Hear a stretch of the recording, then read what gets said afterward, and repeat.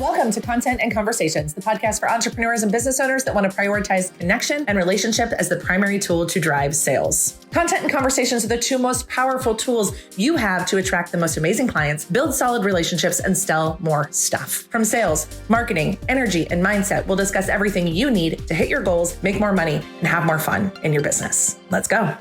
Welcome back to the Content and Conversations podcast. I am your host, Ryann Dowdy, and I am excited to talk to you about your personal brand. What is a personal brand? Do you need a personal brand? How do you show up in the world as a personal brand? And the truth of the matter is, for 95% of the entrepreneurs that I have the blessing of working with, you are in fact a personal brand, whether you like it or not. Like, I am aware that most of us did not start businesses because we wanted to be personal brands, right? Like, it's just not what we decided to do, right? Like, we started a business because we wanted to help people, because we had a skill set, because we are, whatever, all the different reasons, right, that we started businesses. But most of us were because, like, hey, I want to be a personal brand. I want to be an online personality. I want to be an influencer. Like, it's really not the decision or the reason, at least for me personally, that I made a decision to become an entrepreneur.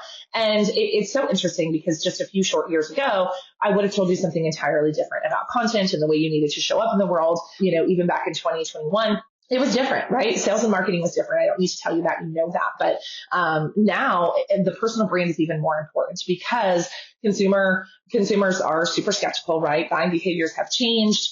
People are being more discerning with their dollars and how they're investing. And because of that, they are evaluating their purchase choices. And especially for those of us as service-based entrepreneurs, they're evaluating those purchase choices in a very different way than they were before, right? And so we get an opportunity here, and I say that this way very intentionally, we get an opportunity here to then craft a personal brand in a meaningful way so that when people stumble across us on social media or listen to our podcast or watch our YouTube channel or get on our email list or come across our TikTok or however you are showing up in the world and sharing your gifts and sharing your voice and building an audience, right? However you're doing that, they are no longer just evaluating you for, is this person good enough, essentially, right? Can this person get me the results that they promise? And I would say back in, 2021, that was it, right? Like, do I feel like this person can get me results? Do they have the social proof?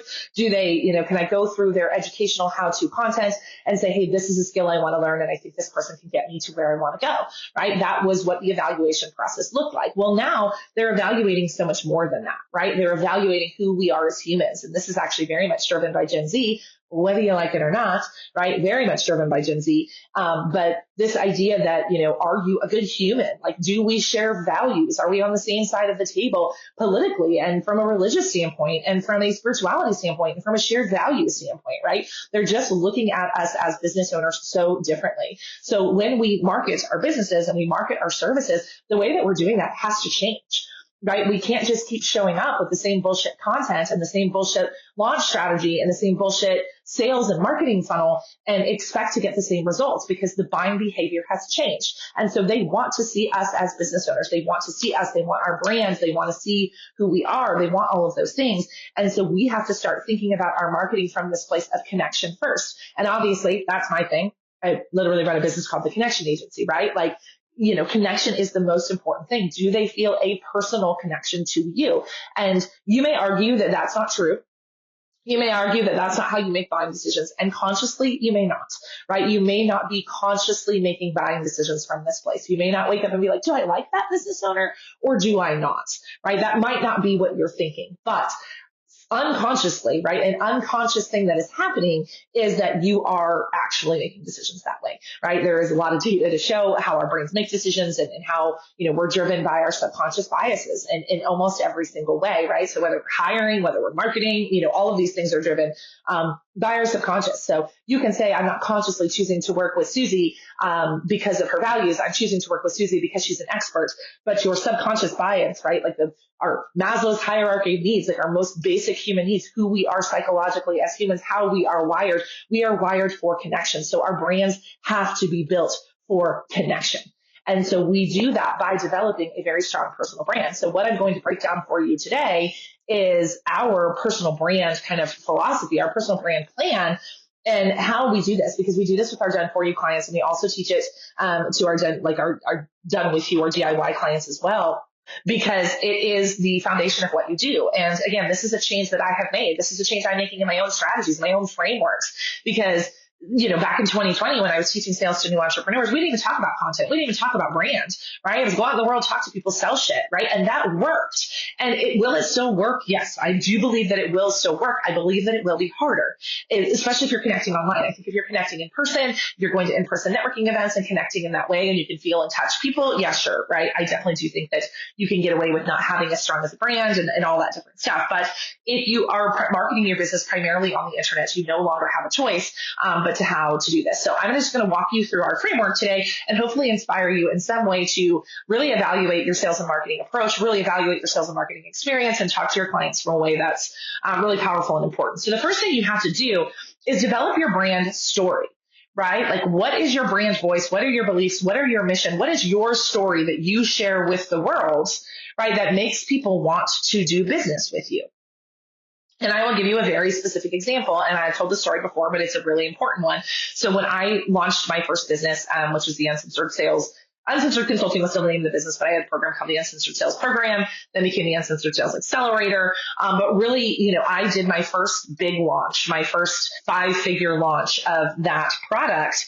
I did wearing Georgia. So Georgia is, at the time of this recording, 4.5, and she was an infant at the time. And I was using her maternity leave as my runway to start my business. And so I literally had Georgia in a baby carrier because I was scheduled to go live at noon and she was awake, or she wouldn't go to sleep, or whatever it was, right? So I literally just put the baby carrier on and pushed go live on my phone, right? Because I had committed to this audience of people that I was going to show up.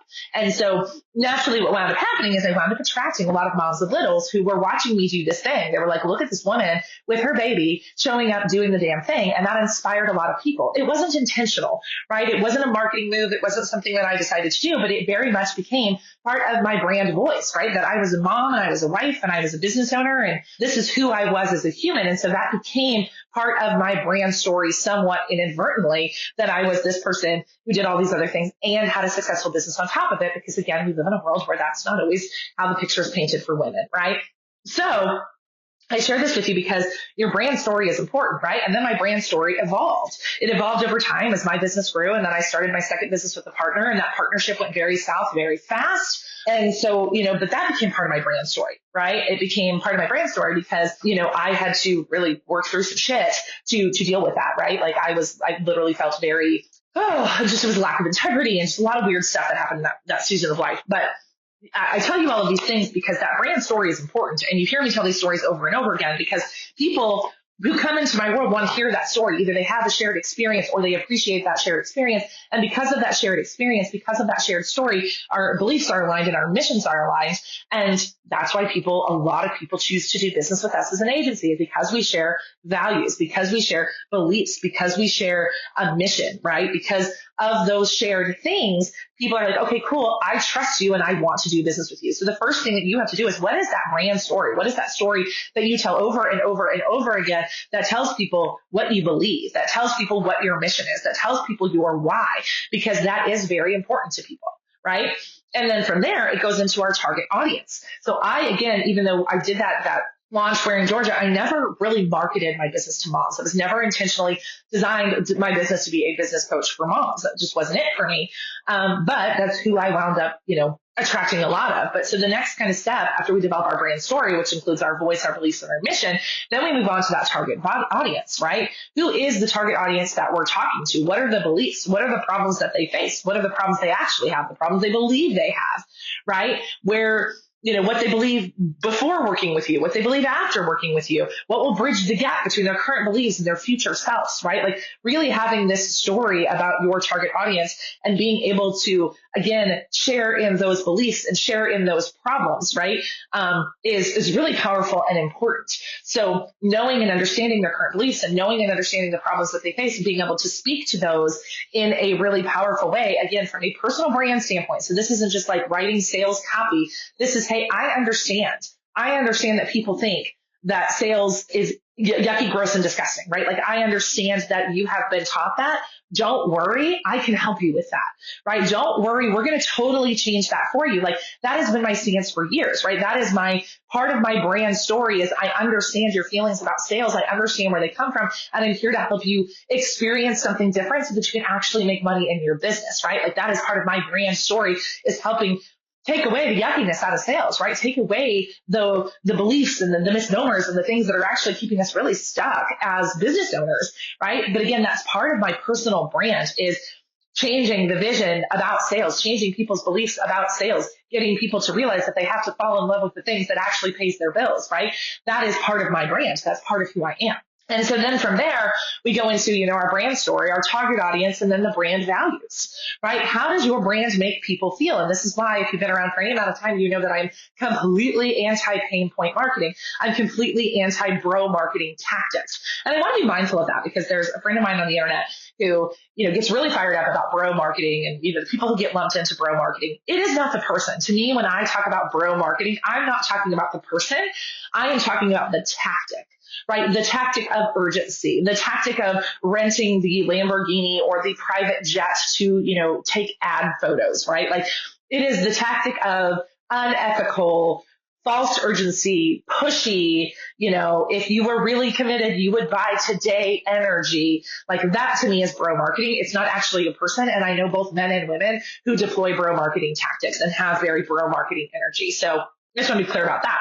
But how does your brand make people feel? Because again, that bro marketing makes people feel like shit, right? They create FOMO. They create this feeling of inadequacy. You're not good enough. You're going to miss out. You're never going to get where you want to go if you don't buy my stuff. I don't know about you, but I never want my people to feel that way. I do not want clients who are susceptible to that. And I'm not judging those people. I've been those people, right? Like I invested $50,000 in Russell Brunson's mastermind because I, thought it was going to make me look and feel a certain way. Like I have totally fallen victim to it. So I'm not judging, but the more that I realize what kind of business I want to run and the more that I realize what kind of personal brand I want to be, I realize that I don't ever want my brand to make people feel like shit.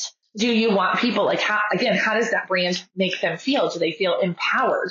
Do they feel appreciated? Do they feel strong? Do you have a brand of excellence, a brand of service, a brand of integrity, a brand of impact, a brand of legacy? How do you make people feel? And then again, as you move through the world and everything that you touch, from your podcast to your YouTube channel, to your social content, to your landing pages, to your sales conversations, to your conversion strategy, to your service delivery, do they all make people feel that way because that is your brand? And then really, again, drilling down into those values, right? What values are important to you and how does that help you connect with your audience? Again, for me, you guys have heard me talk about this a million times. If you're new, welcome. But if you're not, both and. That is a core value that I have. Organic and paid, launches and sales calls, low ticket and high ticket. Both and is a value that I have. I do not believe that there is a one size fits all to really anything in life, but especially sales and marketing, right? That is a core value of mine. So I tend to attract clients who have that core value, that they understand when you work with me, I'm never going to tell you that this won't work or that won't work, right? I'm always going to find the solution that is most aligned for you, that is most aligned with you, right? That is what's going to happen. So I share all of that with you because those brand values are what people are making a buying decision on. Because if you are not aligned from a values perspective, I don't really care about the result, or they don't really care about the result that you're going to get them because they don't want to work with somebody whose values that don't align. And I think about this all the time. I have a friend who is a real estate agent and she's very, very, very good at her job, but she is in a business partnership with someone who, like, values wise, I don't align with in any way, shape, or form. And so, I don't, it makes me, I'm not going to look at us on my house or anything wild like that, but I will tell you that it gives me pause to do business with this person, despite them being very good at what they do, right? Because of who they are affiliated with as a brand. Because my thought is, if you feel like that person's behavior is acceptable, like if that's okay with you, then your values are not aligned with my values, right? And I know that's guilty by association, and it's a very specific example, but it's one that I give you that, like, I would literally consider using somebody else who's maybe not as good as that person because of the values. Because again, if you can be in a business partnership with that person, it's actually why I exited my partnership, right? I never wanted to be affiliated with someone who I felt was out of integrity, who I felt like the front didn't match the back, because people would make that same assumption about me,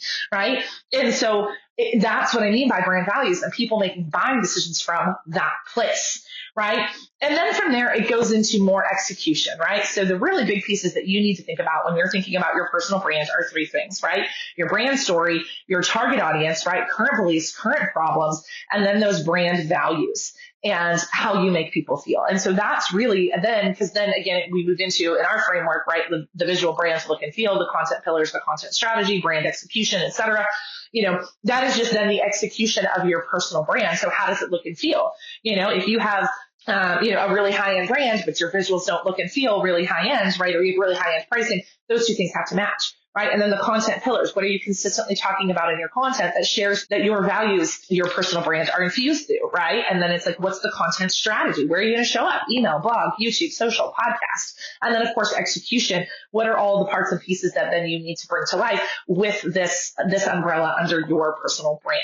So I don't think this is new information. I honestly think that like Gary Vee and even Grant Cardone and even Russell Brunson to a certain extent have really probably been, I don't know if it's intentional or unintentionally, doing this for years, right? And really sharing who they are. That's why you feel like you know them, right? Like you feel like you know Gary Vee, right? He grew up selling wine on YouTube. Like he's told you his whole story. You feel like you know him. Like that is intentional. Well, I'm assuming that's intentional. That is by design. And you love him or hate him for that. He gives no fucks either way, right? But you do. So I want you to think about, if you are building your brand to the level of a Grant Cardone or Russell Brunson and whomever. I even think of like Jenna Kutcher. I saw her speak at Funnel Hacking Live, and her brand values have changed. She went through her infertility journey and then had kids, and now is in like went through her own personal development journey, and a couple of things changed for her there and how she's showing up in her business, right? But that is her brand. That is her personal brand. And so then it's like, well, do I like Jenna Kutcher? Do we have those shared values? And then do I want to buy any of her products, right? So really thinking intentionally about your personal brand is going to be a non-negotiable for 2024. It's just not an option. It's not something that you get to choose. It's just not. So if you want to have a thriving business, if you want to, build a consulting business that does a couple $100,000 a year, that's done primarily through referral, then no, it's not necessarily. But if you want to get into the high six figures, into the sevens, et cetera, that you really need to think about this personal brand. You need to think about all of these things infused in your marketing. And again, I did not think of these things. These things happen unintentionally, right? Like my story about wearing Georgia, like again, that wasn't an intentional brand move. It was out of necessity. But then that was the brand that I built. And there was parts of that brand that I did not love. So I actually had to make some changes really intentionally to not just be lumped into mommy marketer, because I'm not a mommy marketer. Sorry. And then again, with my exit with my business partner and what happened there, that was not an intentional move. But then I had to fold it into my brand and fold it into my story because it is my life. So you can either build this intentionally or unintentionally. And as somebody who has accidentally created a couple of personal brands for herself, I would tell you that looking at this really intentionally is going to be a non-negotiable for 2024 and something that we could absolutely help you with inside of the agency. Thank you so much for listening. I hope that this was helpful, and I look forward to seeing you next week. Thank you so much for listening to Content and Conversations. If this was helpful for you, I would love if you would follow along, subscribe, leave a review, and share it with your friends, and we'll see you next week.